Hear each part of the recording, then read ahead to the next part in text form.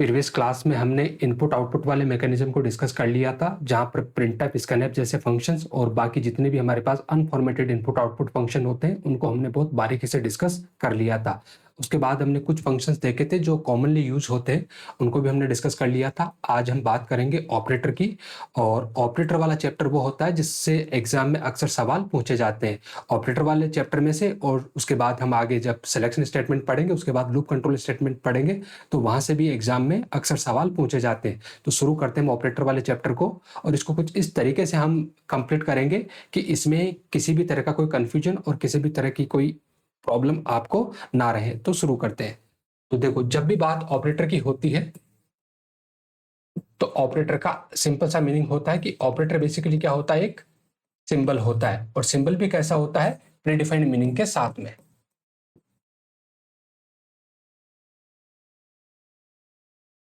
ऐसा होगा, ऐसा सिंबल जिसका मीनिंग पहले से क्या होता है, तय होता है। जैसे आपने कहीं पर भी लिखा प्लस, तो प्लस लिखने से क्या काम होगा, ये बात आपका कंपाइलर या ये बात आपका कंप्यूटर बहुत अच्छे से समझता है। आपको एक्स्ट्रा कुछ भी नहीं बताना पड़ता। जैसे आपने प्लस लिखा, इसके कंटेक्स्ट में क्या काम होने वाला है, ये बात आपका कंपाइलर पहले से जानता है। आमतौर पे जो ऑपरेटर होते हैं, जो वो वर्क करते हैं, तो वो किसके साथ में वर्क करते हैं, वर्क विथ डेटा और वैल्यूज। और इन्हीं डेटा और वैल्यूज को हम क्या बोलते हैं, ऑपरेंड। क्या बोलेंगे इनको, हम ऑपरेंड बोलेंगे। जैसे मान के चलो आपने लिखा 3+5, तो यहाँ पर प्लस क्या है, एक सिंबल है, तो इसको हम क्या बोलेंगे, ऑपरेटर। इसको क्या बोलेंगे हम, ऑपरेटर। जबकि 3 और 5 दोनों की दोनों क्या है, वैल्यू है, तो इनको हम क्या बोलेंगे, यहाँ पर ऑपरेंड बोलेंगे। तो ऑपरेटर एक सिंबल होता है जो प्रीडिफाइंड मीनिंग के साथ में होता है, जिसको क्या काम करना है ये बात पहले से तय होती है। और आमतौर पे जो आपके ऑपरेटर होते हैं वो किसके साथ काम करते हैं, या डेटा और वैल्यूज के साथ में, और इन्हीं डेटा और वैल्यूज को हम क्या बोलते हैं, यहाँ पर ऑपरेंड बोलते हैं। तो हम लिख सकते हैं ऑपरेटर के regarding, can operator is a symbol with predefined meaning.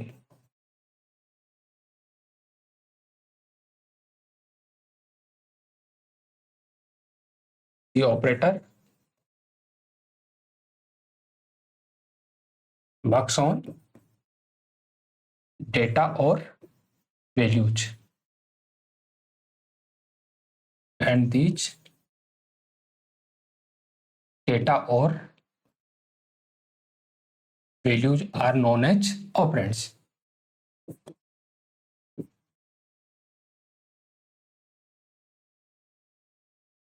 For example आपने कुछ ऐसा लिखा है,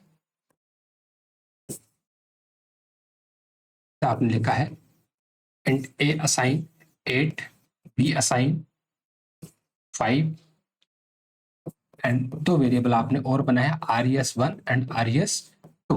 और फिर आप कुछ स्टेटमेंट लिखते हो, RES1 assign 7-3 and RES2 assign A+B।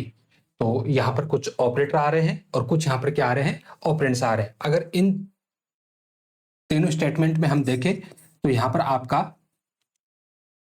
जो असाइनमेंट है प्लस है और माइनस है, ये क्या है, आपके ऑपरेटर, जिनका मीनिंग कंपाइलर पहले से जानता है कि असाइनमेंट लिखने से मुझे क्या काम करना है, प्लस लिखने से क्या काम करना है, और माइनस जब लिखा जाएगा तो उसके कंटेक्स्ट में क्या काम करना है। ऐसे अगर हम यहाँ पर बात करें तो आपका जो 7 है, 3 है, RES1 है, RES2 मतलब रिजल्ट के लिए शॉर्ट में हमने लिखा है, आपका A है, आपका B है, ये सारे के सारे क्या है, आपके यहाँ पर ऑपरेंड्स है। सारे के सारे क्या है, यहाँ पर ऑपरेंड्स है। अब देखो, जो आपका डेटा और वैल्यूज जो होगी, ये डेटा और वैल्यूज आपकी डायरेक्ट लिटरल की फॉर्म में भी आ सकती है, ये वेरिएबल की फॉर्म में भी आ सकती है, ये कांस्टेंट की फॉर्म में भी आ सकती है। कांस्टेंट के अलावा यहां पर फंक्शन कॉल भी हो सकता है, यहाँ पर क्या हो सकता है, फंक्शन कॉल भी हो सकता है, और इवन वापस से क्या हो सकती है, कोई एक्सप्रेशन भी हो सकती है। तो यहाँ पर देखो, आप देखोगे तो 7 और 3 ये दोनों के दोनों क्या है, इंटीजर लिटरल्स है। यहाँ पर A और B क्या है, यहाँ पर वेरिएबल है। आप चाहो तो यहाँ पर क्या लिख सकते हो, कांस्टेंट भी लिख सकते हो, कोई फंक्शन कॉल भी हो सकता है, और इवन वापस से क्या हो सकती है, कोई एक्सप्रेशन भी हो सकती है। तो जब भी हम ऑपरेटर की बात करेंगे तो ऑपरेटर का सिंपल सा मतलब एक सिंबल जिसका मीनिंग पहले से तय है, आमतौर पे ऑपरेंड्स पे ये काम करेगा। अब जो ये ऑपरेंड है, इन ऑपरेंड के बेसिस पे हम ऑपरेटर को 3 कैटेगरी में डिवाइड करते हैं। तो हम लिख सकते हैं बेस्ड ऑन ऑपरेंड्स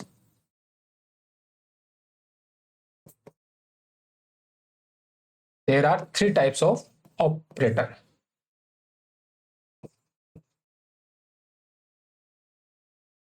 ठीक है, किन के ऊपर बेस, ऑपरेंड्स के बिहाफ पे हमारे पास ऑपरेटर कितने तरह के हैं, 3 तरह के हैं।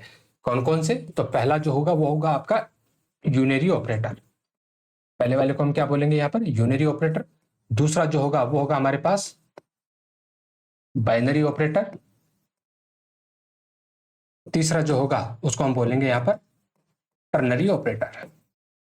तो ऑपरेंड के बिहाफ पे ऑपरेटर कितने तरह के, तो आपका जवाब होगा कि ऑपरेंड के बिहाफ पे हमारे पास ऑपरेटर 3 तरह के हैं, यूनरी, बाइनरी और टर्नरी। यूनरी का मतलब क्या होता है, एक, बाइनरी का मतलब 2, और टर्नरी का मतलब यहाँ पर 3। तो ऐसे ऑपरेटर जिन्हें काम करने के लिए केवल और केवल एक ही ऑपरेंड रिक्वायर्ड हो, तो ऐसे ऑपरेटर को हम क्या बोलेंगे, यूनरी ऑपरेटर बोलेंगे।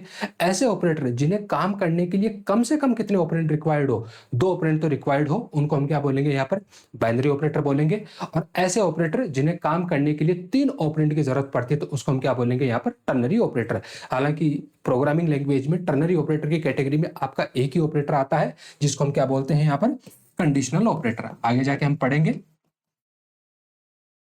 Conditional operator. जो कंडीशनल ऑपरेटर आपका वो किस कैटेगरी में जाएगा, आपका टर्नरी ऑपरेटर की कैटेगरी में जाएगा, क्योंकि कंडीशनल ऑपरेटर को काम करने के लिए 3 ऑपरेंड की यहां पर जरूरत पड़ती है। जैसे मान के चलो कहीं पर मैंने लिखा 2+3, और मैं आपसे पूछूं कि बताओ यहाँ पर जो ये प्लस है ये कौन सा ऑपरेटर है, यूनरी है, बाइनरी है या टर्नरी है, तो आपका जवाब होगा कि ये कैसा ऑपरेटर है, बाइनरी ऑपरेटर है, क्योंकि इसको काम करने के लिए कितने ऑपरेंड चाहिए, यहाँ पर 2 ऑपरेंड चाहिए, तो ये कैसा बन जाएगा यहाँ पर, बाइनरी ऑपरेटर। अब मान के चलो मैं लिखा 2+3+4, तो अब ये कौन सा वाला ऑपरेटर बन जाएगा, अब भी ये बाइनरी ऑपरेटर रहेगा। ऐसा नहीं कि 3 ऑपरेंड आ रहे हो तो आप इसको फिर क्या बोलने लग जाओ, टर्नरी ऑपरेटर बोलने लग जाओ, या फिर 4 आ गए तो फिर क्या करोगे, ठीक है, ऐसा नहीं होता। हमने बोला कि किसी भी ऑपरेटर को काम करने के लिए मिनिमम कितने ऑपरेंड रिक्वायर्ड है, तो प्लस वाला जो है एडिशन करने के लिए इसको मिनिमम कितने ऑपरेंड रिक्वायर्ड है, 2 ऑपरेंड, तो इसको हम क्या बोलेंगे यहाँ पर, बाइनरी ऑपरेटर बोलेंगे। ऑफ कोर्स ये एक्सप्रेशन है, इस एक्सप्रेशन को हम लेफ्ट टू राइट क्या करेंगे, इवेलुएट करेंगे। तो पहले 2+3 होगा, उसके बाद उसमें क्या ऐड किया जाएगा, 4। पहले 2+3 होगा, उसमें 4 ऐड किया जाएगा, जो रिजल्ट आएगा उसमें क्या ऐड किया जाएगा, 5 ऐड किया जाएगा। लेकिन हाँ, ये कौन सा वाला ऑपरेटर कहलाएगा आपका, यहाँ पर बाइनरी ऑपरेटर ही कहलाएगा। अब यूनरी ऑपरेटर में आपके यूनरी प्लस है, माइनस है, इंक्रीमेंट डिक्रीमेंट ऑपरेटर है। जब वक्त के साथ हम इनको धीरे धीरे पढ़ेंगे तो हमें चीजें समझ में आने लग जाएगी। अभी इतना समझ लो कि ऐसे ऑपरेटर जिन्हें काम करने के लिए एक ऑपरेंड रिक्वायर्ड हो वो यूनरी, जिन्हें 2 ऑपरेंड रिक्वायर्ड है वो बाइनरी, और जिन्हें 3 ऑपरेंड रिक्वायर्ड है उसको हम क्या बोलेंगे यहाँ पर, टर्नरी ऑपरेटर बोलेंगे। तो हम लिख सकते हैं कि all the operators which require only one operand to perform operation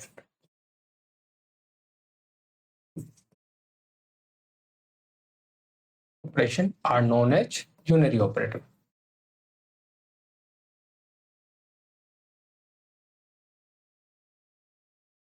ठीक है, एग्जाम्पल के लिए आप चाहो तो लिख सकते हो, जैसे आपका यूनरी प्लस है, यूनरी माइनस है, एड्रेस ऑफ ऑपरेटर है, इसके अलावा आपका इंक्रीमेंट ऑपरेटर है, आपका डिक्रीमेंट ऑपरेटर है, और भी बहुत सारे ऑपरेटर है, अभी हम जस्ट देख लेंगे। तो ये किस कैटेगरी में जाएंगे, आपके यूनरी ऑपरेटर की कैटेगरी में जाएंगे। बाइनरी किनको बोलेंगे, तो हम लिख सकते हैं कि all the operators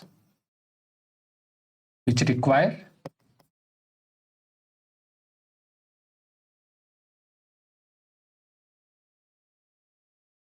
minimum 2 operands to perform operation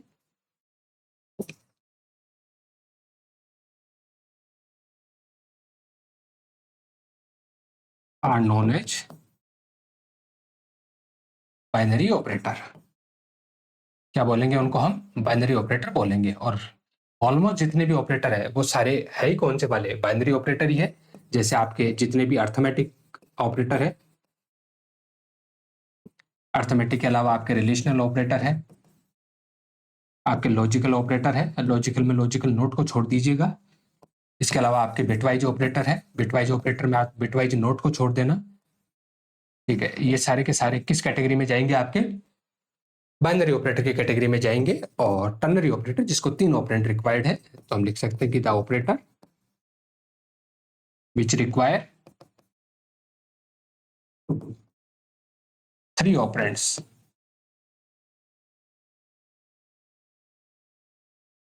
to perform operation.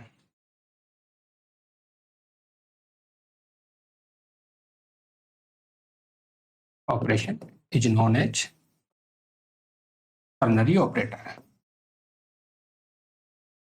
उसको हम क्या बोलेंगे? यहाँ पर टर्नरी ऑपरेटर बोलेंगे। और टर्नरी ऑपरेटर की कैटेगरी में आपका एक ही आएगा, जिसको हम क्या बोलते हैं यहाँ पर? कंडीशनल ऑपरेटर बोलते हैं। तो उम्मीद है ये वाली बात आपको समझ में आ गई होगी कि कौन सा आपका यूनरी ऑपरेटर होगा, किसको हम बाइनरी ऑपरेटर बोलेंगे और किसको हम टर्नरी ऑपरेटर बोलेंगे। अब मैं एक बार जितने भी हमारे पास ऑपरेटर है, ठीक है, उन ऑपरेटर की लिस्ट में एक बार बना देता हूं कि हाँ, आगे चल के हमें इन ऑपरेटर को डिस्कस करने वाले हैं। तो ये नॉर्मल क्लासिफिकेशन है, क्लासिफिकेशन ऑफ ऑपरेटर।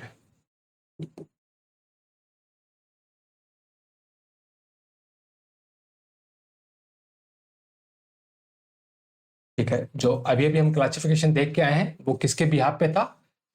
ऑपरेंड्स के बिहाफ पे था। अभी हमारा नॉर्मल क्लासिफिकेशन है जहां पर हमें देखने को मिलेंगे कि कौन कौन से ऑपरेटर हम डिस्कस करने वाले हैं। यहां पर मैं एक तरफ लिख देता हूं ऑपरेटर टाइप्स, और दूसरी तरफ में कौन कौन से सिंबल वहां पर यूज होंगे। यूज सिंबल,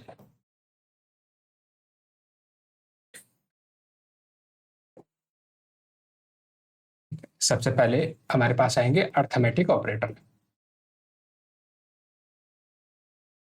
अब अर्थमेटिक ऑपरेटर के सिंबल की जब बात की जाएगी तो यहाँ प्लस होगा, माइनस होगा, मल्टीप्लीकेशन होगा, डिवीजन होगा एंड मॉडुलस ऑपरेटर होगा। उसके बाद बात करते हैं हम रिलेशनल ऑपरेटर की। जब भी रिलेशनल ऑपरेटर की बात आएगी तो यहाँ सिंबल होंगे less than, greater than, less than equal to, greater than equal to and not equal to. Then हमारे आ जाएंगे लॉजिकल ऑपरेटर। लॉजिकल ऑपरेटर में हमारे पास लॉजिकल एंड होगा, लॉजिकल और होगा एंड लॉजिकल नोट होगा। लॉजिकल एंड के लिए डबल टाइम एम्परसेंट वाला सिंबल का यूज करेंगे, लॉजिकल और के लिए डबल टाइम पाइप वाले सिंबल का यूज करेंगे, और लॉजिकल नोट के लिए हम एक्सक्लेमेशन मार्क का यूज करेंगे। इसके बाद हमारे पास बिटवाइज ऑपरेटर आ जाएंगे। बिटवाइज ऑपरेटर में हमारे पास बिटवाइज एंड है, बिटवाइज और है, बिटवाइज एक्सोर है, बिटवाइज नोट है, लेफ्ट शिफ्ट है एंड राइट शिफ्ट है। बिटवाइज एंड के लिए एक बार एम्परसेंट वाला सिंबल, बिटवाइज और के लिए एक बार पाइप वाला सिंबल, बिटवाइज एक्सोर के लिए कैरेट वाला सिंबल, बिटवाइज नोट के लिए टिल्ड वाला symbol, double time less than वाला सिंबल लेफ्ट शिफ्ट के लिए, और double time right greater than वाला सिंबल राइट शिफ्ट के लिए। उसके बाद हमारे पास कंडीशनल ऑपरेटर।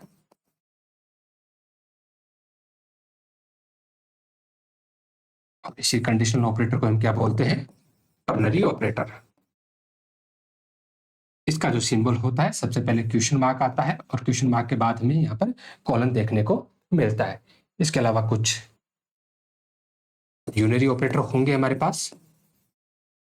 अब यूनरी ऑपरेटर की जब लिस्ट बनाई जाएगी तो यूनरी प्लस होगा, यूनरी माइनस होगा। आप कंफ्यूजन मत होना, ये एडिशन है, ये सब्ट्रैक्शन है, ये यूनरी प्लस है, ये यूनरी माइनस है। जब ये दोनों दो ऑपरेंड के बीच में आएंगे तब ये बाइनरी ऑपरेटर अर्थमेटिक की तरह बिहेव करेंगे, और जब ये सिंगल ऑपरेंड के साथ में आएगा तो ये यूनरी प्लस कहलाएगा और ये यूनरी माइनस कहलाएगा। आगे जाके जब हम प्रैक्टिकल एग्जाम पर इनका देखेंगे तो हमें समझ में आएगा कि कब ये यूनरी प्लस है और कब ये एडिशन की तरह बिहेव करेगा। इसके अलावा एड्रेस ऑफ ऑपरेटर है।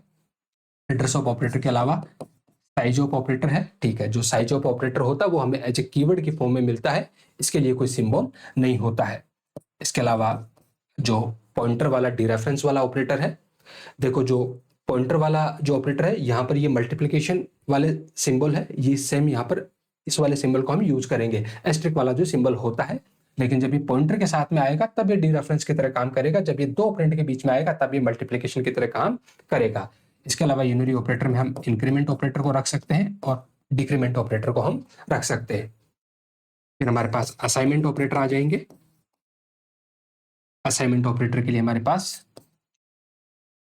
जो सिंगल टाइम इक्वल टू वाला जो सिंबल होता है उसको हम असाइनमेंट ऑपरेटर बोलेंगे। असाइनमेंट के बाद में हमारे पास कंपाउंड असाइनमेंट आ जाएंगे,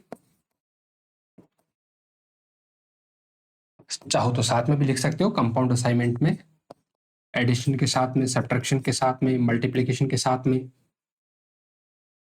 इसके अलावा डिवीजन के साथ में, लेफ्ट शिफ्ट के साथ में, राइट शिफ्ट के साथ में, ठीक है, मॉडुलस के साथ में, ठीक है। इस तरीके से हम कंपाउंड असाइनमेंट को लिख सकते हैं, ठीक है, जहां पर एडिशन भी होगा और एडिशन के साथ में असाइनमेंट वाला काम भी हो जाएगा। फिर हम चाहे तो जो हमारा एरे सबस्क्रिप्ट ऑपरेटर होता है, जिसके लिए हम स्क्वायर ब्रैकेट के पेयर का यूज करते हैं। इसके अलावा हमारे पास फंक्शन कॉल होता है, फंक्शन कॉल के लिए हम पैरेंथेसिस का यूज करते हैं। आगे जाके हम देखेंगे कि पैरेंथेसिस का यूज हम किसी ऑपरेटर की प्रायोरिटी को बढ़ाने के लिए भी करेंगे, लेकिन आमतौर पे जब पैरेंथेसिस आते हैं तो इसका मतलब होता है कि हम फंक्शन कॉल की बात कर रहे हैं। इसके अलावा जो कुछ होते हैं वो मेंबर ऑपरेटर भी कहलाते हैं। मेंबर ऑपरेटर जैसे आपका डॉट ऑपरेटर है और डॉट के अलावा आपका एरो ऑपरेटर है, ठीक है। एरो ऑपरेटर के लिए पहले हाइपन मतलब माइनस वाला सिंबल और उसके बाद ग्रेटर देन, दोनों जब एक साथ मिलते हैं तो ये एरो ऑपरेटर कहलाता है। इसके अलावा कॉमा ऑपरेटर होता है, ठीक है, और कॉमा ऑपरेटर के लिए हम इस कॉमा वाले सिंबल का हम क्या करते हैं, यूज करते हैं। और कोई ऑपरेटर होंगे जब आगे जाके हम डिस्कस करेंगे तो और वो हमारे सामने आ जाएगा, लेकिन मोटा माटी हमें इन सारे ऑपरेटर को क्या करना है, यहाँ पर डिस्कस करना है। अब देखो ऑपरेटर क्या होता है ये बात हमने समझ ली, ऑपरेंड के बिहाफ पे ऑपरेटर कितने तरह के होते हैं ये बात हमने समझ ली, कौन कौन से ऑपरेटर का जो नॉर्मल क्लासिफिकेशन होता है उसका चार्ट हमने देख लिया। अब वन बाय वन करके इन ऑपरेटर को पढ़े उससे पहले हम ऑपरेटर की दो इंपॉर्टेंट प्रॉपर्टी को डिस्कस करने वाले हैं। पहली आपकी प्रेसिडेंस और दूसरी आपकी एसोसिएटिविटी की। प्रेसिडेंस का मतलब क्या होता है और एसोसिएटिविटी का मतलब क्या होता है, इसको हम पहले पढ़ेंगे। पहले पढ़ने का फायदा ये होगा कि जब हम इन ऑपरेटर को पढ़ते हुए चलेंगे तो हम इनको एक जगह कंबाइन करके क्या करने वाले हैं, एक्सप्रेशन को इवेलुएट करना सीखेंगे। तो जहां से हमें आखिरी तक इंतजार नहीं करना पड़ेगा कि एक बार हम प्रेसिडेंस और एसोसिएटिविटी पढ़े उसके बाद इनको डिस्कस करें। देखो आपने कहीं ना कहीं कभी ना कभी इनको एक बार तो पढ़ रखा होगा, तो मोटा माटी आपको सबका इनका आइडिया है कि हाँ ये किस तरीके से काम करते हैं। तो मैं प्रॉपर्टी की बात करता हूं।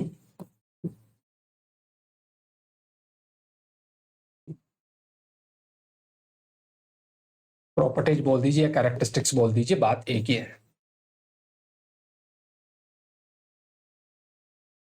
ऑफ ऑपरेटर दो तरह की कैरेक्टरिस्टिक्स हमें देखने को मिलती है। First one is precedence, precedence sometime also known as priority, या मैं यूं कहूं कि प्रायोरिटी को हम क्या बोलते हैं, यहां पर प्रेसिडेंस बोलते हैं। And second one is associativity.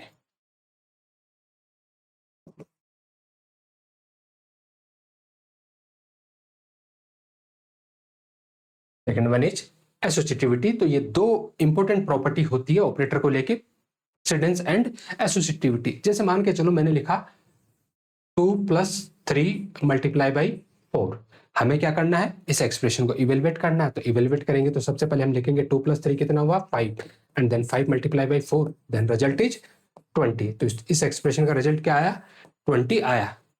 क्या सही है ये? ऑफ कोर्स आप लेफ्ट राइट लगाओगे कि नहीं, ऐसा नहीं होगा, हम इसको इस तरीके से इवेलुएट नहीं करते हैं, ठीक है। बचपन से लेके अब तक हमने पढ़ रखा है बोर्ड मास, कि जब भी कोई एक्सप्रेशन आएगी, एक्सप्रेशन को हम किसके अकॉर्डिंग सोल्व करेंगे, बोर्ड मास के अकॉर्डिंग सोल्व करेंगे कि भैया पहले ब्रैकेट को सोल्व करेंगे, उसके बाद डिवीजन को सोल्व करेंगे, फिर मल्टीप्लीकेशन, एडिशन, और उसके बाद हम किसको सोल्व करेंगे, सब्ट्रैक्शन को सोल्व करेंगे। ऐसा मैथमेटिक्स में होता है, लेकिन कंप्यूटर की दुनिया में ऐसा कोई बोर्ड मास का रूल नहीं होता है। ठीक है, यहाँ पर जो एक्सप्रेशन होती है, एक्सप्रेशन का जो इवेल्युएशन होता है वो हमेशा प्रायोरिटी या परसिडेंस के अकॉर्डिंग होता है, या मैं यूं कहूं कि जब बहुत सारे ऑपरेटर एक साथ आ जाते हैं तो वो किसके अकॉर्डिंग सोल्व होते हैं, प्रेसिडेंस या प्रायोरिटी के अकॉर्डिंग सोल्व होते पहले से तय होता है। अब अगर मैं एडिशन और मल्टीप्लिकेशन की बात करूं तो एडिशन और मल्टीप्लिकेशन में जो प्रायोरिटी है वो किसकी ज्यादा है, मल्टीप्लिकेशन की है। दैट मीन्स सबसे पहले हमें इसको इवेलुएट करना पड़ेगा, तो ये हो जाएगा 2+12, और बट 2+12 करेंगे तो इसका जो रिजल्ट आएगा वो कितना आएगा हमारे पास, 14 यहाँ पर रिजल्ट देखने को मिलेगा। या मैं यूं कहूं कि ये कुछ इस तरीके से है, 2+,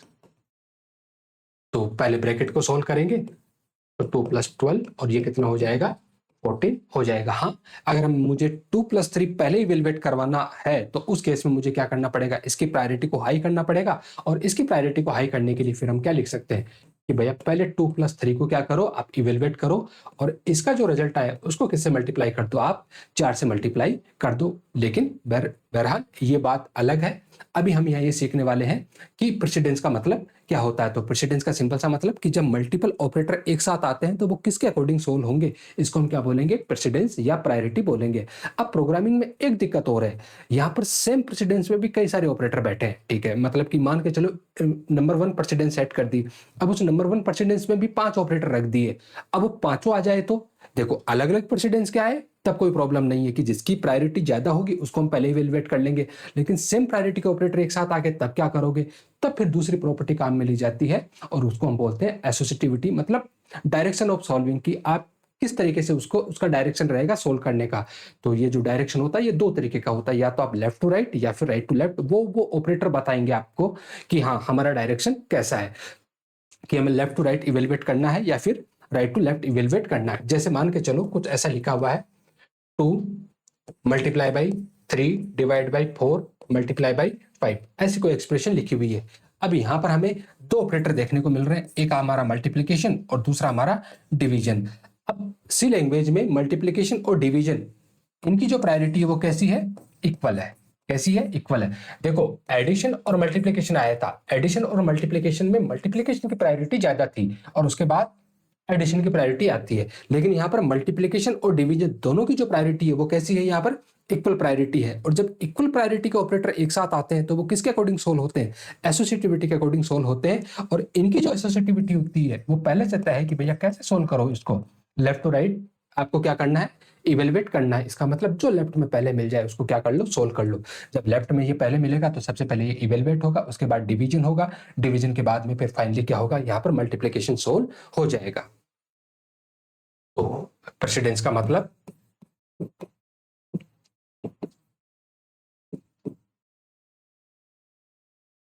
when multiple operators are come together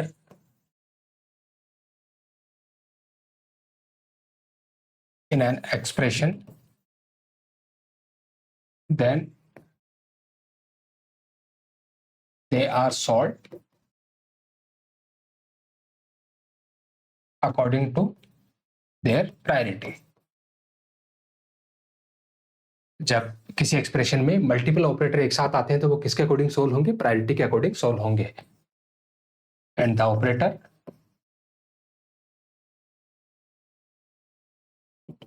which higher priority is solve first, जिस ऑपरेटर की जो प्रायोरिटी है वो ज्यादा होगी उसको क्या किया जाएगा, पहले सोल्व किया जाएगा, एज कंपेयर टू ऐसा ऑपरेटर जिसकी प्रायोरिटी क्या है, लोअर है। तो ये किसका रोल हुआ, प्रेसिडेंस का। अब एसोसिएटिविटी की बात करते हैं। तो एसोसिएटिविटी का सिंपल सा मतलब होता है कि when same precedence, same precedence या प्रायोरिटी, कि जब एक समान प्रायोरिटी के ऑपरेटर एक साथ आ जाए तब क्या करोगे, तो व्हेन सेम प्रेसिडेंस या priority operators come together, then they are solved according to associativity. And the meaning of associativity?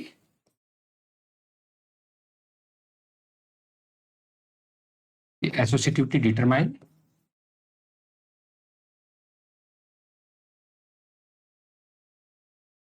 direction of solving. कि आप किस डायरेक्शन में क्या करोगे, उसको सोल्व करोगे। और ये दो तरह की होती है। कितनी तरह की देखने को मिलेगी हमें? दो तरह की ये देखने को मिलेगी। First one is left to right. पहली कैसे मिलेगी हमें? Left to right. And second one is right to left. या तो लेफ्ट टू राइट देखने को मिलेगी या फिर हमें राइट टू लेफ्ट देखने को मिलेगी। और ये सारी बातें क्या होती है? पहले से तय होती है। आप अपनी इच्छा से इसमें किसी भी तरह का कोई मॉडिफिकेशन नहीं कर सकते।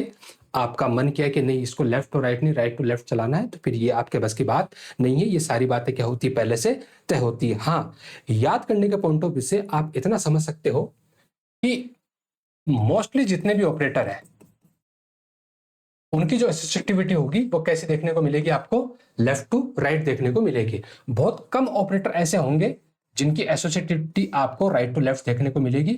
और उसमें सबसे पहले नंबर पे आएगा आपका असाइनमेंट ऑपरेटर। सबसे पहले नंबर पे क्या आएगा? आपका असाइनमेंट ऑपरेटर। दूसरे नंबर पे आएगा आपका कंडीशनल ऑपरेटर। दूसरे नंबर पे आएगा आपका conditional operator, question mark and colon. और तीसरे नंबर पे आएंगे आपके पास जितने भी यूनरी ऑपरेटर है। ठीक है, जितने भी यूनरी ऑपरेटर है वो सारे के सारे किस कैटेगरी में जाते हैं? Right to left. हाँ, एक चीज ध्यान रखना कि इस यूनरी ऑपरेटर में एक्सेप्ट किन किन को? Post fix increment and postfix decrement. ठीक है, ये ससुरा इसमें एक झोल होता है। ठीक है, इन दोनों को आप छोड़ दीजिएगा। एक तो पोस्ट फिक्स इंक्रीमेंट और एक पोस्ट फिक्स डिक्रीमेंट। ठीक है, पोस्ट फिक्स का मतलब आगे हम पढ़ेंगे। इंक्रीमेंट डिक्रीमेंट ऑपरेटर को हम दो तरीके से यूज करते हैं, प्रीफिक्स की फॉर्म में और पोस्ट फिक्स की फॉर्म में। मतलब जब ऑपरेंड से पहले लगाएंगे तो वो प्रीफिक्स बन जाता है और जब ऑपरेंड के बाद लगाते हैं तो पोस्ट फिक्स। तो अभी आप यूं समझ लीजिए कि अगर कहीं पर ऐसा लिखा हुआ है और कहीं पर ऐसा लिखा हुआ है, ठीक है, तो ये कौन सी वाली फॉर्म है? पोस्ट फिक्स वाली फॉर्म है। और इस पोस्ट फिक्स वाली फॉर्म की जो एसोसिएटिविटी होती है वो कैसी होती है? Left to right. वो कैसी होती है? Left to right. बाकी जितने भी यूनरी ऑपरेटर है, बाकी जितने भी यूनरी ऑपरेटर है उनकी एसोसिएटिविटी कैसे देखने को मिलेगी? आपको राइट टू लेफ्ट देखने को मिलेगी। तो ये याद रखने का सबसे आसान तरीका है कि असाइनमेंट ऑपरेटर, अब असाइनमेंट में असाइनमेंट भी आ गया और कंपाउंड असाइनमेंट भी आ गया। ठीक है, इनकी जो प्रायोरिटी होगी वो एसोसिएटिविटी होगी वो कैसी होगी? Right to left. इसके अलावा आपका कंडीशनल ऑपरेटर कैसा होगा? Right to left. और इसके अलावा जितने भी यूनरी ऑपरेटर है वो कैसे होंगे? Right to left, except postfix increment and postfix decrement. तो बाकी जितने भी है इन तीन के अलावा बाकी जितने भी बचे वो सारे के सारे कैसे? आपके सारे के सारे ऑपरेटर की एसोसिएटिविटी जो है वो आपको लेफ्ट टू राइट देखने को मिलेगी। तो एक बार मैं चार्ट भी बना देता हूं, ठीक है, क्योंकि आजकल ऐसे सवाल भी आने लगे कि कौन से ऑपरेटर की प्रायोरिटी क्या है और कौन से ऑपरेटर की एसोसिएटिविटी क्या है। एसोसिएटिविटी याद रखने का तो आपने शानदार तरीका देख लिया कि भैया तीन को छोड़ के बाकी जितने भी है वो सारे के सारे कैसे हैं? Left to right. और ये तीन कैसे हैं? आपके राइट टू लेफ्ट है।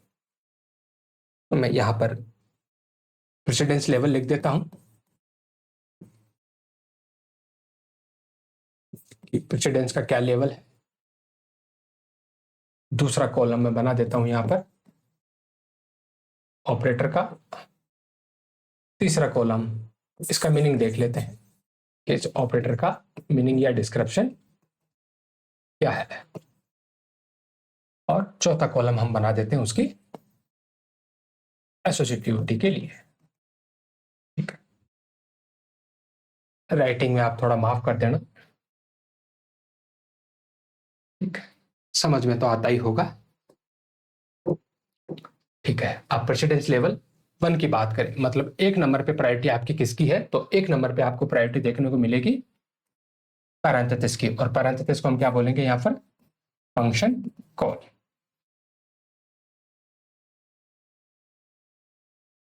क्या बोलेंगे इनको हम? Function call. और वैसे क्या बोलते हैं? पैरेंथेसिस। ये लेफ्ट पैरेंथेसिस है और ये राइट पैरेंथेसिस है। उसके बाद आते हैं आपके एरे सबस्क्रिप्ट। क्या बोलेंगे इनको हम? Array subscript. ठीक है, वैसे ये लेफ्ट स्क्वायर ब्रैकेट होता है और ये आपका राइट स्क्वायर ब्रैकेट होता है। उसके अलावा आता है आपका डॉट ऑपरेटर। कौन सा वाला? Dot operator. उसके बाद आता है आपका एरो ऑपरेटर।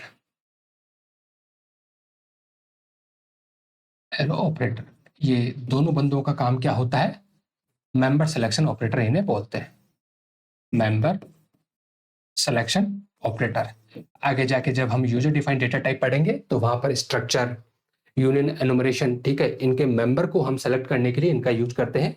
डॉट को हम डायरेक्ट मेंबर सिलेक्शन ऑपरेटर बोलते हैं और एरो को हम इनडायरेक्ट मेंबर सिलेक्शन ऑपरेटर बोलते हैं। मतलब डॉट जो रायता फैलाएगा वो बिना पॉइंटर के फैलाएगा और जो एरो रायता फैलाता है वो पॉइंटर के साथ में फैलाता है। ये तो इसलिए ये मेंबर सिलेक्शन ऑपरेटर हो जाएंगे।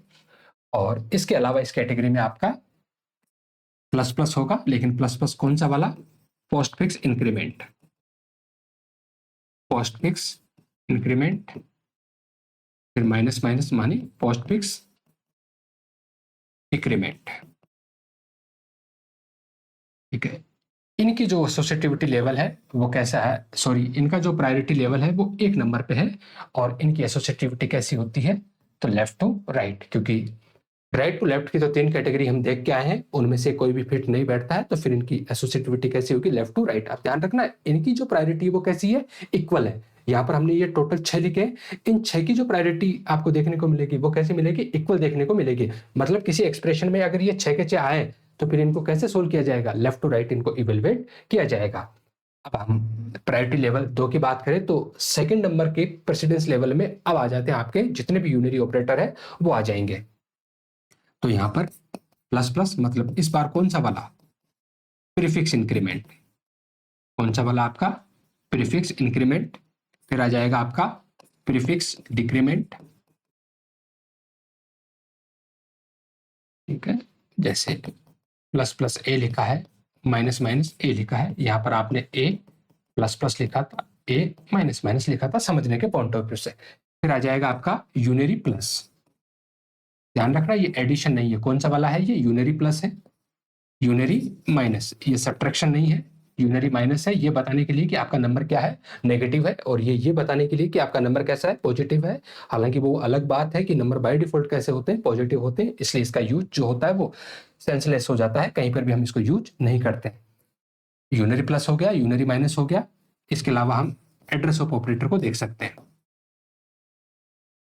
एड्रेस ऑफ ऑपरेटर, ये जो एम्परसेंड वाला सिंबल है इसको हम बिटवाइज एंड के साथ में भी काम में लेते हैं, लेकिन जब ये 2 ऑपरेंड के बीच में वहां आएगा तब ये बिटवाइज एंड की तरह काम करेगा।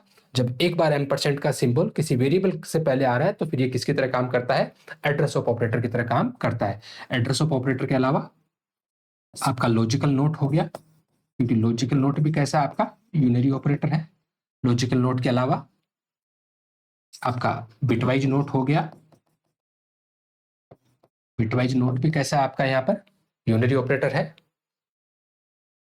बिटवाइज नोट के अलावा इंक्रीमेंट हो गया, डिक्रीमेंट हो गया, unary plus, unary minus, address of operator, logical not, bitwise not. इसके अलावा आपका dereference. Dereference operator हो गया। डी रेफरेंस ऑपरेटर के अलावा आपका साइज ऑफ ऑपरेटर हो गया।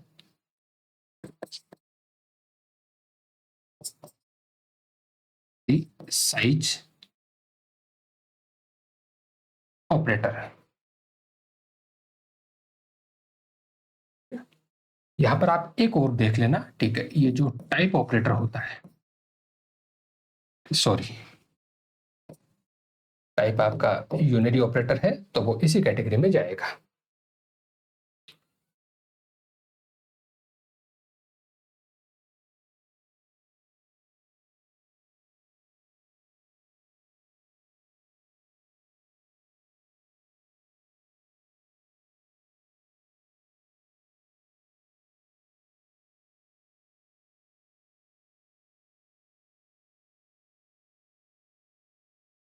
ठीक है,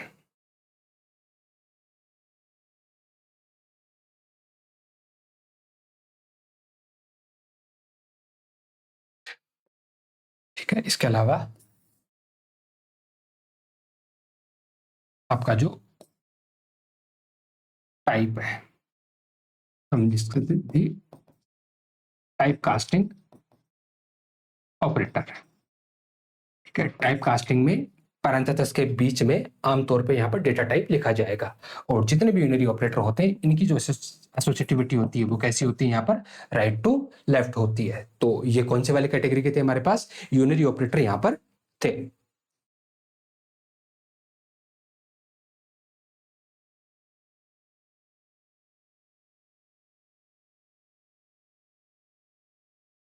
नेक्स्ट जो प्रेसिडेंस लेवल आएगा वो 3 आएगा, और यहाँ पर जो ऑपरेटर आपको देखने को मिलेंगे वो देखने को मिलेंगे यहाँ पर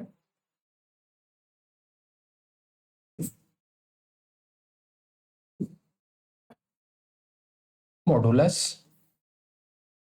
इसको आप क्या बोलोगे यहाँ पर, मॉडुलस। इसके अलावा आपका डिवीजन, डिवीजन के अलावा आपका मल्टीप्लिकेशन, ठीक है। And of course associativity from left to right. कैसे एसोसिएटिविटी देखने को मिलेगी हमें, लेफ्ट टू राइट देखने को मिलेगी। 4 नंबर पे आ जाएंगे हमारे पास एडिशन, और उसके बाद आ जाएगा हमारा subtraction and associativity from left to right. 5 number पे आ जाएगा हमारे पास लेफ्ट शिफ्ट, शिफ्ट ऑपरेटर होते ही है, left shift operator and right shift operator, and of course associativity from left to right. 6 number पे आ जाएंगे हमारे पास लेस देन, लेस देन के बाद में आ जाएगा ग्रेटर देन, उसके बाद less than equal to, less than और equal to, and then greater then और इक्वल टू।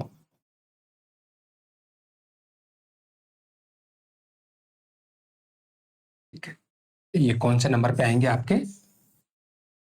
6 नंबर पे, and associativities from left to right. 7वें नंबर पे आ जाएंगे आपके पास equal to and not equal to, ठीक है। इनकी भी एसोसिएटिविटी कैसे देखने को मिलेगी आपको, लेफ्ट टू राइट देखने को मिलेगी। अब 8वें नंबर पे हमारे पास आएगा यहाँ पर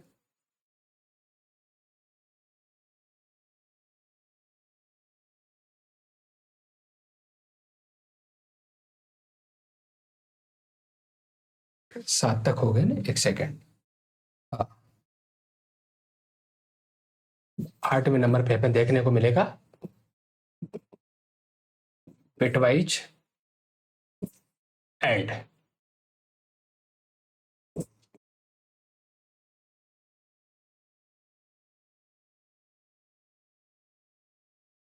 bitwise and of course associativity from left to right।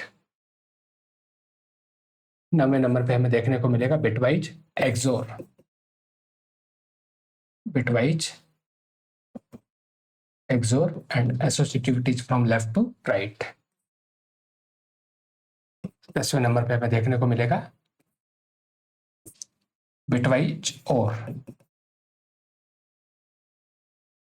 And left to right, ठीक है। तो ये हो गया हमारे पास bitwise operator, bitwise and, bitwise XOR and bitwise or. इसके बाद जो हमें देखने को मिलेगा वो लॉजिकल ऑपरेटर की बारी आएगी। तो 11 नंबर पे आएगा हमारे पास logical and associativity is left to right. 12वें नंबर पे हमें देखने को मिलेगा लॉजिकल और एंड लेफ्ट टू राइट। ध्यान रखना लॉजिकल ऑपरेटर 3 होंगे हमारे पास, लॉजिकल एंड, लॉजिकल और and logical note. Logical note को तो हम यूनरी ऑपरेटर में वहीं पर एडजस्ट करके आ गए हैं, जिनकी प्रायोरिटी लेवल 2 होता है। तो लॉजिकल एंड और उसके बाद आपका लॉजिकल और दोनों की एसोसिएटिविटी कैसे देखने को मिलेगी हमें, लेफ्ट टू राइट देखने को मिलेगी। इसके बाद आएंगे हमारे पास कंडीशनल ऑपरेटर, ठीक है, जिसका जो सिंबल होता है वो क्वेश्चन मार्क और कोलन होता है, तो फिर आपका कंडीशनल ऑपरेटर है, जिसको आप टर्नरी ऑपरेटर भी बोलते हो। और ध्यान रखना इसकी जो एसोसिएटिविटी होगी वो कैसी होगी, राइट टू लेफ्ट होगी। और जो 14 नंबर पे आएगा हमारे पास, 14 नंबर पे हमें देखने को मिलेगा यहाँ पर असाइनमेंट ऑपरेटर। असाइनमेंट ऑपरेटर, और असाइनमेंट ही नहीं, असाइनमेंट के साथ में क्या आ जाएंगे हमारे पास, ये कंपाउंड असाइनमेंट भी आ जाएंगे। असाइनमेंट और जितने भी कंपाउंड असाइनमेंट है, जितने भी आपके कंपाउंड असाइनमेंट है, जैसे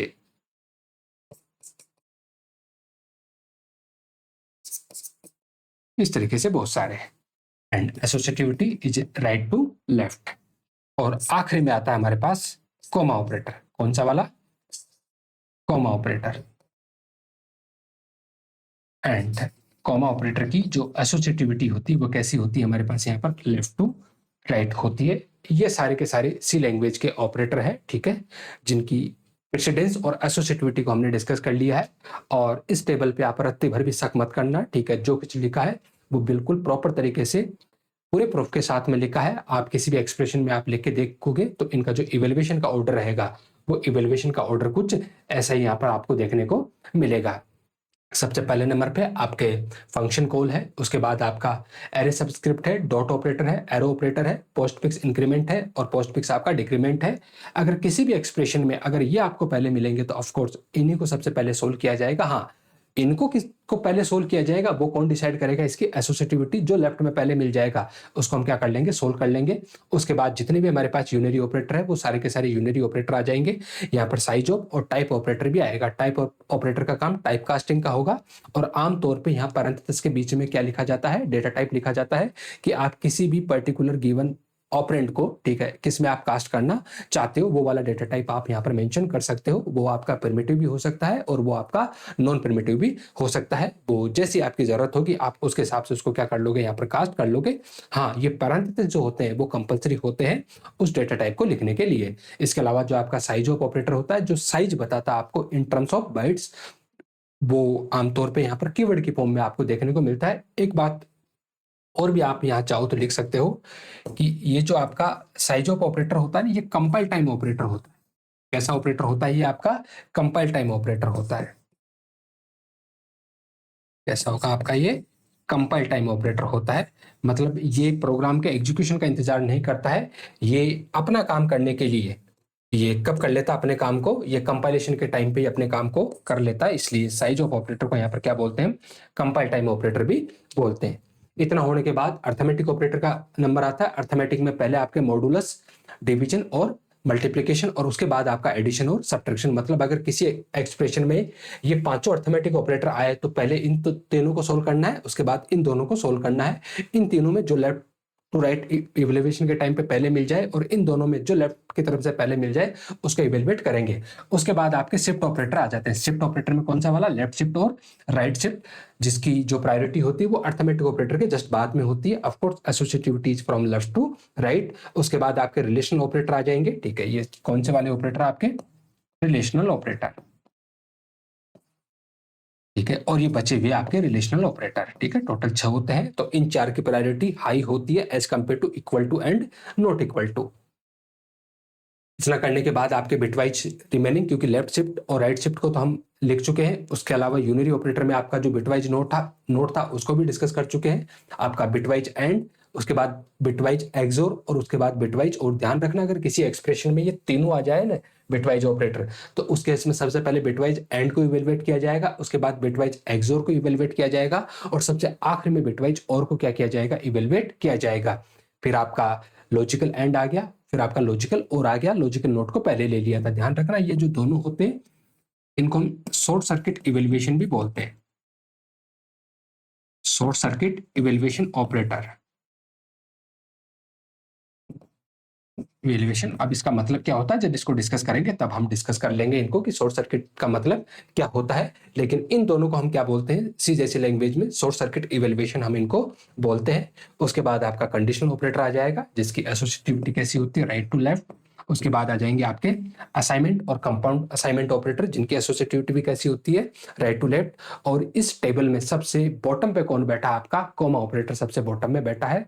तो अगर किसी भी एक्सप्रेशन में बहुत सारे ऑपरेटर आए तो सबसे आखिरी में किसको सोल्व किया जाएगा, तो आप बोलोगे कि सबसे आखिरी में किसको सोल्व किया जाएगा, यहाँ पर कॉमा ऑपरेटर को सबसे आखिरी में सोल्व किया जाएगा। और आगे जब हम कई सारे एग्जाम्पल देखेंगे तो हम इस बात को वहां जस्टिफाई भी करेंगे कि जो कॉमा ऑपरेटर है वो सबसे आखिरी में क्या हो रहा है, यहाँ पर सोल्व हो रहा है। अब हम बात करते हैं एक्सप्रेशन की, कि एक्सप्रेशन क्या होती है, क्योंकि यहीं से हमें पढ़ना पड़ेगा कि टाइप कन्वर्जन क्या होता है। ये जो बेसिक बेसिक चीजें हैं, ठीक है, जिनको अक्सर हम आखिरी में पढ़ते हैं, ठीक है, इनको मैं सबसे पहले कवर कर रहा हूं कि हाँ, एक बार ये सारी बातें होगी तो बाकी सवाल करते टाइम पे फिर किसी भी तरह की दिक्कत नहीं आएगी। जब मैं 4 तरह के ऑपरेटर पढ़ा चुका हूंगा तो उसके बाद में किसी भी तरह की एक्सप्रेशन लिख सकता हूं, तो आपको पता चले कि हाँ बिल्कुल एक्सप्रेशन क्या होती है, प्रेसिडेंस, एसोसिएटिविटी, इन सब का मतलब हम समझ के आ गए। तो एक्सप्रेशन का सिंपल सा मतलब होता है वैलिड कॉम्बिनेशन ऑफ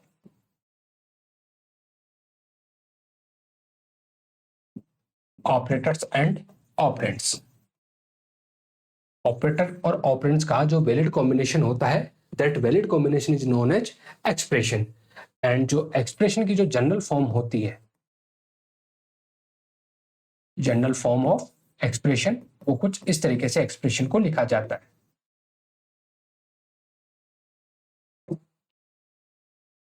यहां पर आपका एल वैल्यू होता है, फिर असाइनमेंट होता है, और उसके बाद आपका आर वैल्यू होता है। थोड़ा सा ध्यान से समझना इस चीज को।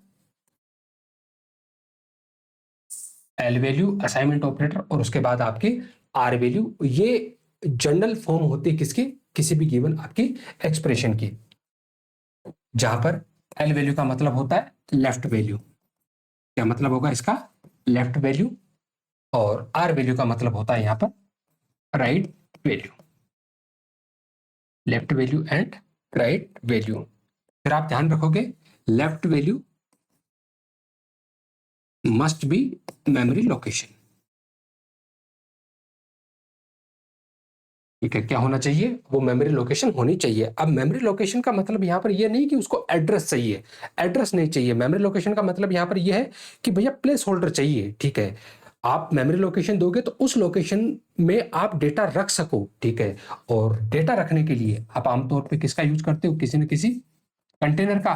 और प्रोग्रामिंग जैसी लैंग्वेज में आप कंटेनर किसको बोलते हो, वेरिएबल को बोलते हो। तो एक चीज बिल्कुल गांठ बांध के आप समझ लेना कि असाइनमेंट जो ऑपरेटर है ना, इस असाइनमेंट ऑपरेटर के लेफ्ट साइड में केवल और केवल क्या आएगा, वेरिएबल आएगा। केवल और केवल क्या आएगा, वेरिएबल आएगा, जिसको बदला जा सके, जो किसी वैल्यू को क्या कर सके, होल्ड कर सके। केवल और केवल वही वाली चीज यहां पर लिखी जाएगी। बाकी जो कुछ लिखना है वो आप कहां लिख दीजिए, राइट हैंड साइड में लिख दीजिए। तो असाइनमेंट ऑपरेटर के लेफ्ट साइड में हमेशा क्या लिखा जाएगा, वेरिएबल लिखा जाएगा। या मैं यूं कहूं कि असाइनमेंट ऑपरेटर के लेफ्ट साइड में आप कभी भी लिटरल नहीं लिख सकते, कभी भी आप कोई लिटरल नहीं लिख सकते, कभी भी आप कोई कांस्टेंट यहां पर नहीं लिख सकते, कभी भी कोई कांस्टेंट आप नहीं लिख सकते, कभी भी आप किसी फंक्शन कॉल को यहां पर नहीं लिख सकते। केवल और केवल क्या लिखोगे आप, वेरिएबल। केवल और केवल आप असाइनमेंट ऑपरेटर के लेफ्ट साइड में क्या लिखोगे, वेरिएबल लिखोगे। हाँ, जो आपकी आर वैल्यू होती है, जिसको आप राइट वैल्यू बोलते हो, ठीक है, वो हमेशा क्या होना चाहिए, मस्ट बी डेटा और वैल्यू। वो हमेशा क्या होनी चाहिए, या तो डेटा या कोई ना कोई वैल्यू होनी चाहिए। हाँ, पहले आप भले ही कुछ भी लिखो, ठीक है, लेकिन इवेलुएट होने के बाद जो उसका रिजल्ट है, वो रिजल्ट किसी न किसी वैल्यू की फॉर्म में आपको मिलना चाहिए। जैसे मान के चलो आपने लिखा int A assign 10 and B, और फिर आप लिखते हो बी असाइन ए, क्या ये सही है या नहीं। तो पहली बात तो ये कि बताओ, ये असाइनमेंट ऑपरेटर के लेफ्ट साइड, क्या यहां पर जो लिखा हुआ है क्या वो एक वेरिएबल है क्या, हाँ वो वेरिएबल है। क्या वो चेंज होने वाला वेरिएबल है क्या, यस वो चेंज होने वाला वेरिएबल है, वो कांस्टेंट की फॉर्म में नहीं आ रहा, ठीक है, क्योंकि ना ही तो इसको बनाते टाइम पे हमने कॉन्स्ट के वर्ड का यूज किया है, और ना ही इसको बनाते टाइम पे हमने किसी भी तरह की hash defined pre processor directory का यूज किया है। तो ऑफ कोर्स ये एक वेरिएबल है, कंटेनर है, मेमोरी लोकेशन को रिप्रेजेंट कर रहा है, और साथ में ये वेरिएबल की फॉर्म में आ रहा है, दैट मीन्स इसको बदला जा सकता है। तो यस बिल्कुल ये बात सही है। उसके बाद बोला कि राइट साइड में केवल और केवल क्या होना चाहिए, या तो कोई डेटा होना चाहिए या कोई वैल्यू होनी चाहिए। आपने क्या लिखा है वेरिएबल, तो रन टाइम पे क्या होता है, एक ही जगह एक की वैल्यू उठ के आ जाएगी। तो रन टाइम पे ये जो आपने एक्सप्रेशन लिखी है वो कुछ ऐसी बन जाएगी, बी असाइन 10, और 10 क्या है, एक वैल्यू, और वो किस में चली जाएगी, आपके बी में चली जाएगी, जो बी वाली मेमोरी लोकेशन है वहां पर चली जाएगी। तभी तो हमने देखा था कि जो असाइनमेंट ऑपरेटर होता है उसकी जो एसोसिएटिविटी होती है वो कैसी होती है, फ्रॉम राइट टू लेफ्ट, क्योंकि यहाँ पर राइट साइड का कंटेंट किस में जाता है, लेफ्ट साइड में रखे हुए वेरिएबल में जाता है। तो राइट साइड में लिखा हुआ कंटेंट हमेशा कोई ना कोई डेटा या वैल्यू होनी चाहिए। हाँ, आप लिखने में यहाँ कुछ भी लिख सकते हो। आप चाहो कि मुझे तो कोई वेरिएबल लिखना है, ऑफकोर्स आप वेरिएबल लिखिए। आप चाहते हो कि नहीं मैं तो डायरेक्टली कोई क्या लिखना चाह रहा हूँ, लेटर्स लिखना चाह रहा हूँ, यस आप लेटर्स भी लिख दीजिए। मैं उम्मीद करता हूँ कि जब जब मैं कॉन्स्टेंट, लिटरल और वेरिएबल ये 3 टर्म बोलता हूँ तो आपको इनमें किसी भी तरह का कोई कंफ्यूजन नहीं होगा। अगर इनमें अभी भी कोई कंफ्यूजन है तो फिर आपको डेटा टाइप वाले चैप्टर को फिर से वापस से क्या पढ़ने की जरूरत है, क्योंकि वहां पर मैंने बहुत बारीकी से समझा रखा है कि वेरिएबल, लिटरल्स और कांस्टेंट का मतलब क्या होता है। तो असाइनमेंट ऑपरेटर के राइट साइड में वेरिएबल भी हो सकता है, कोई लिटरल भी हो सकता है, कोई कांस्टेंट भी हो सकता है, फंक्शन कॉल भी हो सकता है, फंक्शन कॉल भी हो सकता है, और इवन वापस से क्या हो सकती है, कोई एक्सप्रेशन भी हो सकती है। ये सब कुछ अलाउ है कहां पर, राइट हैंड साइड पे, लेकिन लेफ्ट हैंड साइड में केवल और केवल क्या अलाउ होगा, यहाँ पर वेरिएबल अलाउ होगा, केवल और केवल कंटेनर जिसको बदला जा सके वही वाली चीज यहाँ पर क्या होगी, अलाउ होगी। तो एक्सप्रेशन क्या होती है, एक्सप्रेशन का जनरल फॉर्म क्या होता है, और एक्सप्रेशन को किस तरीके से लिखा जाएगा, ये वाली बात आपको समझ में आ गई होगी। अब एक और आप इंपॉर्टेंट बात यहां पर समझिए कि किसी भी प्रोग्रामिंग लैंग्वेज में जब आप एक्सप्रेशन लिखते हो, या मैं यूं कहूं कि जब आप ऑपरेंड्स और ऑपरेटर का कॉम्बिनेशन आप बनाते हो, तो उस एक्सप्रेशन का इवेल्युएशन तभी पॉसिबल है जब उसके अंदर आए हुए सारे के सारे ऑपरेंड क्या हो, सेम टाइप के हो। समझना मेरी बात को, क्या बोला हमने, हमने बोला कि एक्सप्रेशन के अंदर आपने जो कुछ भी लिख रखा है उसका इवेल्युएशन तभी पॉसिबल है जब उसके अंदर आए हुए सारे के सारे ऑपरेंड क्या हो, सेम टाइप के हो। क्या ऐसा है क्या, तो आप बोलोगे बिल्कुल भी ऐसा नहीं है।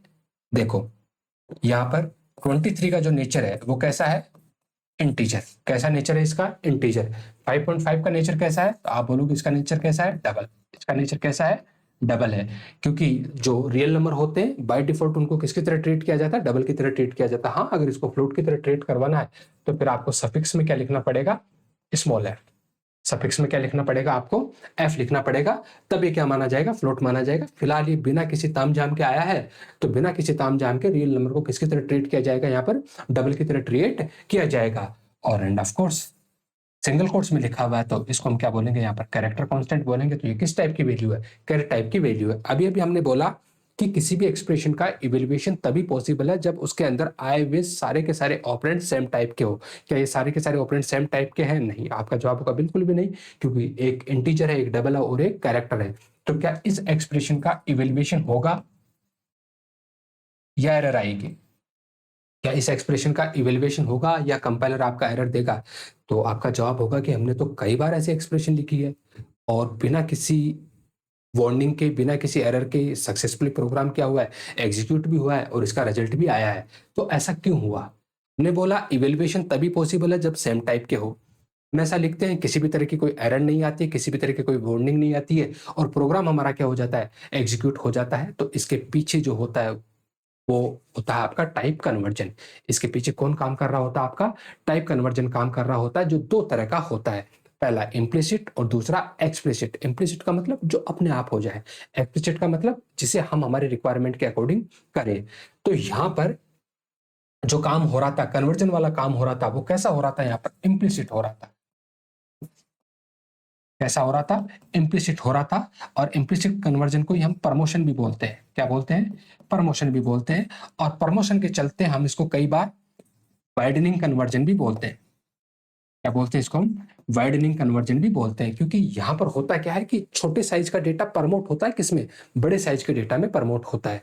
छोटे साइज का डेटा बड़े साइज के डेटा में प्रमोट होता है, इसलिए आप इसको इम्प्लिसिट कन्वर्जन बोलो, टाइप प्रमोशन बोलो या वाइडनिंग कन्वर्जन बोलो, बात एक ही होती है।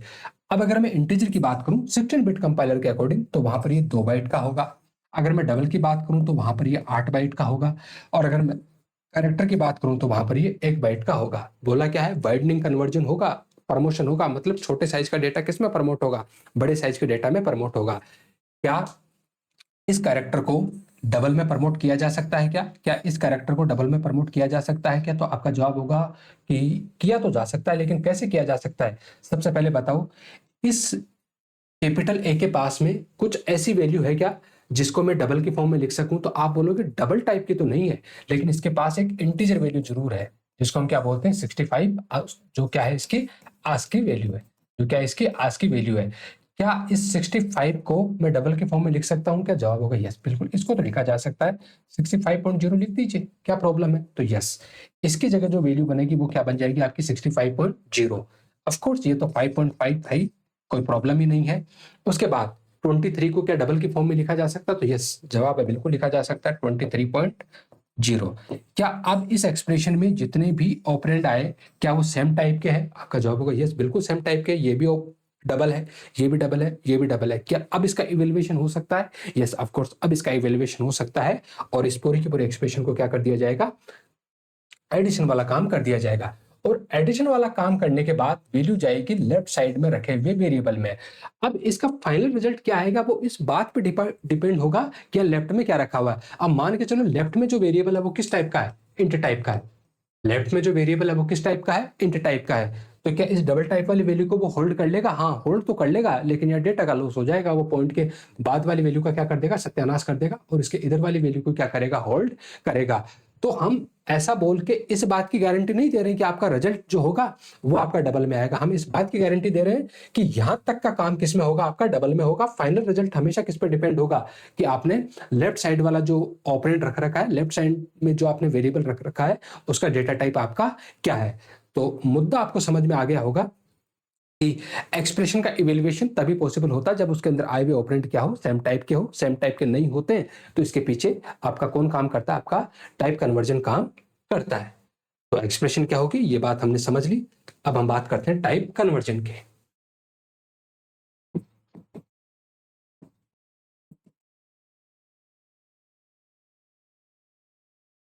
तो it is the process of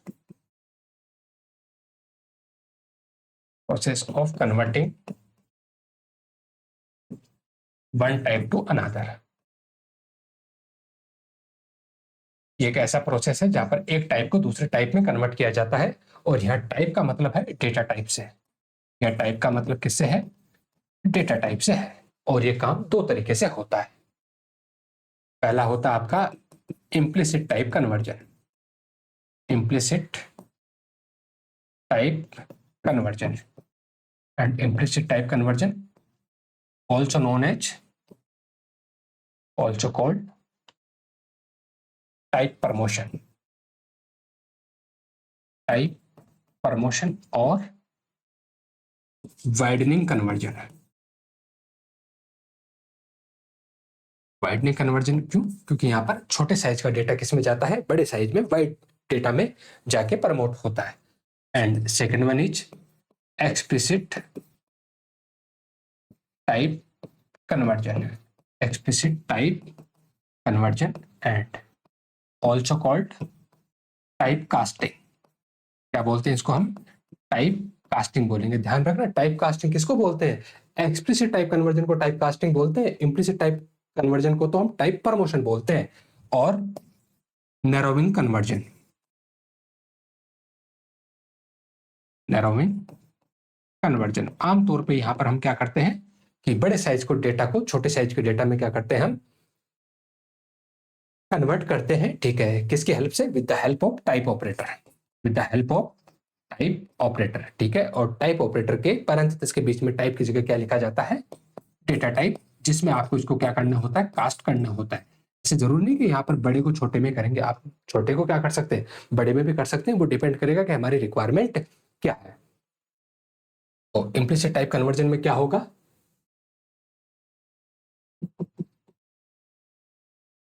implicit type conversion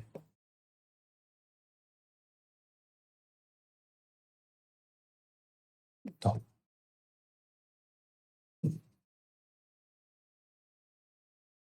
this conversion is automatically perform by compiler.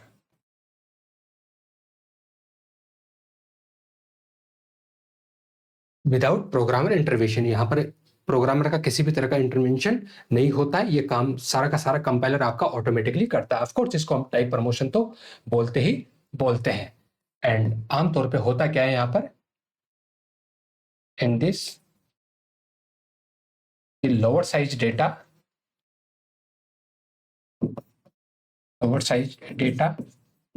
Is promoted to higher size data. बड़े डेटा टाइप में क्या करते हैं, वो प्रमोट करते हैं। और जो प्रमोशन का जो चैनल होता है, वो जो चैनल कुछ इस तरीके से होता है कि भैया जितने भी आपके शॉर्ट इंट हो, जितने भी आपके शॉर्ट इंट और जो आपके कैर है, उनको देखते ही किसमें बदल दिया जाता है, इंटीजर में बदल दिया जाता है। ठीक है, जितने भी आपके शॉर्ट इंट और कैर है, उनको देखते ही किसमें बदल दिया जाएगा, इंटीजर में। फिर इंटीजर आपका किसमें प्रमोट होता है, अनसाइंड इंट में। इसमें प्रमोट होगा आपका अनसाइंड इंट में। अनसाइंड इंट आपका किसमें प्रमोट होता है, तो आपका जवाब होगा वो होगा आपका लॉन्ग इंट में। किसमें प्रमोट होगा, लॉन्ग इंट में। लॉन्ग इंट आपका किसमें प्रमोट होगा, तो अनसाइंड लॉन्ग इंट में। अनसाइंड लॉन्ग इंट में आपका अनसाइंड लॉन्ग इंट किसमें प्रमोट होगा, तो वो होगा आपका फ्लोट में। और आपका फ्लोट किसमें प्रमोट होगा, तो वो होगा आपका डबल में। एंड ऑफ कोर्स डबल फिर किसमें प्रमोट होगा आपका, तो वो हो जाएगा आपका लॉन्ग डबल में। इस तरीके का इनमें टाइप प्रमोशन का ये चैनल चलता है। शॉर्ट इंट और कैर देखते ही किसमें, इंटीजर में। इंटीजर किसमें प्रमोट, अनसाइंड इंटीजर में। अनसाइंड इंटीजर किसमें प्रमोट, लॉन्ग इंटीजर में। लॉन्ग इंटीजर किसमें प्रमोट, अनसाइंड लॉन्ग में। अनसाइंड लॉन्ग किसमें, फ्लोट में। फ्लोट किसमें, डबल में। और डबल किसमें आपका, लॉन्ग डबल में। इसका मतलब ये है कि मान के चलो किसी एक्सप्रेशन में अनसाइंड इंट टाइप की वैल्यू है, लॉन्ग इंट टाइप की वैल्यू है और फ्लोट टाइप की वैल्यू है, तो जो अनसाइंड इंट और लॉन्ग इंट है वो किसमें प्रमोट होंगे, आपके फ्लोट में डबल होंगे। ठीक है, इस तरीके का इस चैनल का मतलब ये होता है कि यहाँ पर जो हाइट साइज का डेटा है उसकी रेंज ये है। फ्लोट और अनसाइंड लॉन्ग इंट में हाइट साइज का डेटा कौन है, तो आप बोलोगे यहाँ पर फ्लोट हाइट साइज का डेटा है। लॉन्ग इंट और अनसाइंड लॉन्ग इंट में हाइट साइज का डेटा कौन सा है, तो आप बोलोगे कि अनसाइंड लॉन्ग इंट यहाँ पर हाइट साइज का डेटा है। डबल और फ्लोट में हाइट साइज का डेटा कौन सा है, तो आप बोलोगे कि यहाँ पर डबल हाइट साइज का डेटा है। अभी अभी हमने एक एग्जाम्पल देख लिया, कुछ और एग्जाम्पल्स देख लेते हैं जहां से बात और क्लियर हो जाए। मान लो हमने मैन फंक्शन लिया है, ठीक है, जो जरूरी हेडर फाइल है, ठीक है, वो हम बाय डिफॉल्ट ये मान के चलते हैं कि वो हमने यहाँ पर इंक्लूड कर रखी है। बार बार हम इस बात को नहीं बोलेंगे।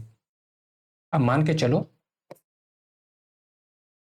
हमने यहाँ पर एक इंट टाइप का वेरिएबल ए बना रखा है और उसमें वैल्यू दे रखी है 10। फिर एक वेरिएबल बी बनाया है और एक वेरिएबल हमने यहाँ पर सी बनाया है। फिर स्टेटमेंट लिखा है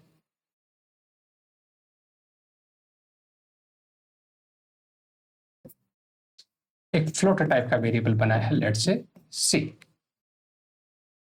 फिर लिखा है B assign A plus A and C assign 10 divide by 3 and then printf value colon %d backslash n and b and printf value colon %f backslash n and c, ऐसा कुछ लिखा है। तो देखो हमने यहाँ पर एक इंट टाइप का वेरिएबल ए बनाया जिसमें डिक्लेरेशन के टाइम पे वैल्यू क्या दी है 10। दूसरा वेरिएबल बी है जिसमें फिलहाल क्या रखा हुआ है, गार्बेज रखा हुआ है। एक फ्लोट टाइप का वेरिएबल सी बनाया है जिसमें भी फिलहाल क्या रखा हुआ है, गार्बेज रखा हुआ है। अगर 16 बिट की बात करें तो ए और बी 2-2 बाइट मेमोरी ऑक्यूपाई कर रहे होंगे और सी आपका यहाँ पर 4 बाइट मेमोरी ऑक्यूपाई कर रहा होगा। फिर आपने एक एक्सप्रेशन लिखी B assign A plus character constant में आपने लिखा कैपिटल ए। हमें पता है कि असाइनमेंट ऑपरेटर के राइट साइड में लिखा हुआ पहले इवेलुएट होगा, उसके बाद जो भी इसका रिजल्ट आएगा वो लेफ्ट साइड में रखे हुए वेरिएबल में असाइन हो जाएगा।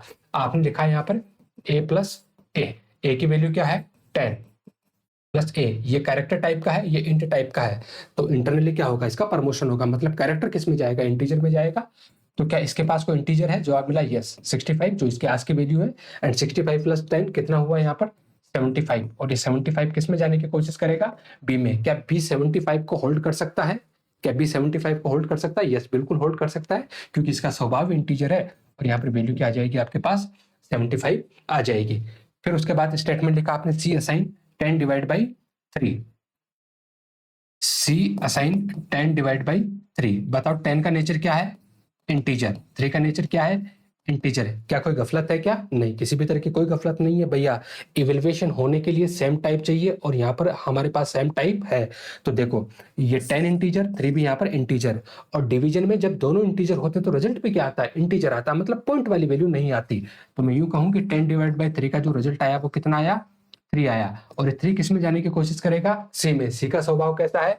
फ्लोट है। क्या वो 3 को होल्ड कर सकता है? यस ऑफ कोर्स होल्ड कर सकता है।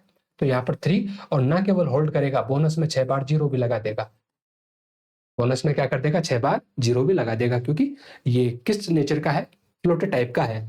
अब अगर आप यहां से ये कंफ्यूजन आपको हो रहा है कि भैया हमने तो सी वेरिएबल इसलिए लिया था कि रिजल्ट कैसा है 3.333 ऐसा आए, ठीक है, तो वो इस बात पर डिपेंड करता है कि आपने इसके राइट साइड में क्या लिखा था। राइट साइड में आपने दोनों इंटीजर लिखे थे, तो भैया जब दोनों इंटीजर है तो डिवीजन का काम तो इंटीजर डिवीजन करना ही है। पॉइंट 1 में वो रिजल्ट आपको नहीं देगा। जब आप यहाँ से बी को प्रिंट करवाओगे तो यहाँ से क्या वैल्यू प्रिंट होने वाली है? यहाँ से बी की वैल्यू क्या है? 75, और यहाँ से सी की वैल्यू क्या है? 3.6 टाइम 0 यहाँ से प्रिंट हो जाएगा। ये कहानी किसकी थी आपके पास? इम्प्लिसिट टाइप कन्वर्जन की। आगे जब हम पूरी सी को पढ़ेंगे तो कई बार हमें ये सारी चीजें देखने को मिलेगी, implicit type conversion, explicit type conversion वगैरह वगैरह। अब हम बात करते हैं एक्सप्लिसिट टाइप कन्वर्जन की। एक्सप्लिसिट टाइप कन्वर्जन, और इसका मतलब क्या होता है? यहाँ पर प्रोग्रामर अपनी रिक्वायरमेंट के अकॉर्डिंग एक टाइप को दूसरे टाइप में क्या करता है? कास्ट करता है। तो यहाँ पर programmer cast one type to another according to his her requirement. जैसी जिनकी सहूलियत होगी उसके हिसाब से प्रोग्रामर एक टाइप से दूसरे टाइप में क्या करता है? यहाँ पर कास्ट करता है। और जो जनरल फॉर्म होता है वो कैसा होता है? यहाँ पर आपको टाइप ऑपरेटर, और टाइप ऑपरेटर के बाद में आपको यहाँ पर लिखना होता है ऑपरेंड। ठीक है, यहाँ पर क्या लिखना होता है आपको? ऑपरेंड। अब ऑपरेंड यहाँ पर कुछ भी हो सकता है, सिंपल सीधा सीधा लिटरल भी हो सकता है, ठीक है, और सीधा सीधा आपका वेरिएबल भी हो सकता है। आप चाहो तो यहाँ पर कोई कांस्टेंट भी लिख सकते हो, कोई दिक्कत नहीं है। और यहाँ पर जो कुछ भी वैल्यू लिखी हुई है उस वैल्यू को, जो भी डेटा टाइप आपने यहाँ पर मेंशन किया है उसमें वो क्या कर देगा? उसको कास्ट कर देगा। जैसे प्रीवियस वाले एग्जांपल को हम देखें,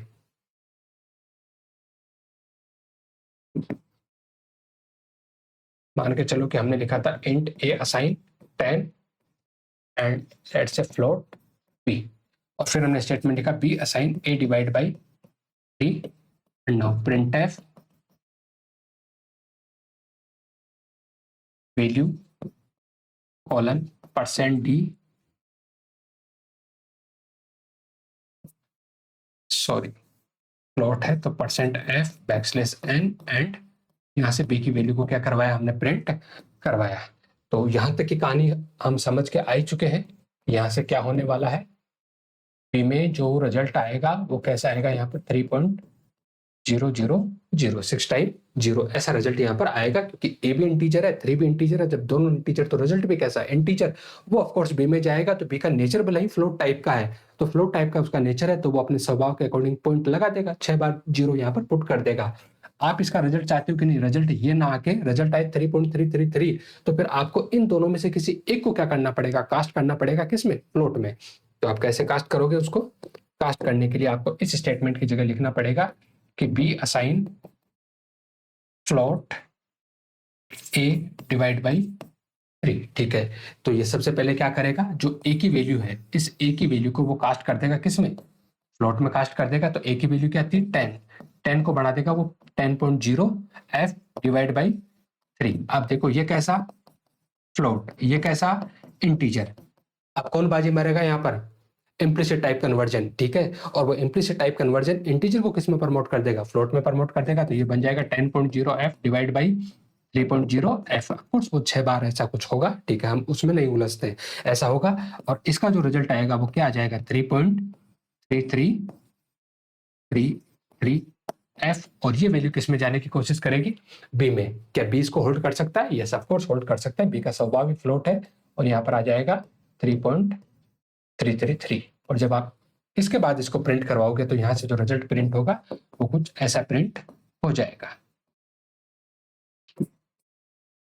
ठीक है, तो ऐसी सिचुएशन में हमें किसकी जरूरत पड़ती है? कास्टिंग की जरूरत पड़ती है। ऑफकोर्स आप इसको ऐसे भी लिख सकते हो, B assign A divide by plot 3। ठीक है, तो भी आपको सेम रिजल्ट देखने को मिल जाएगा।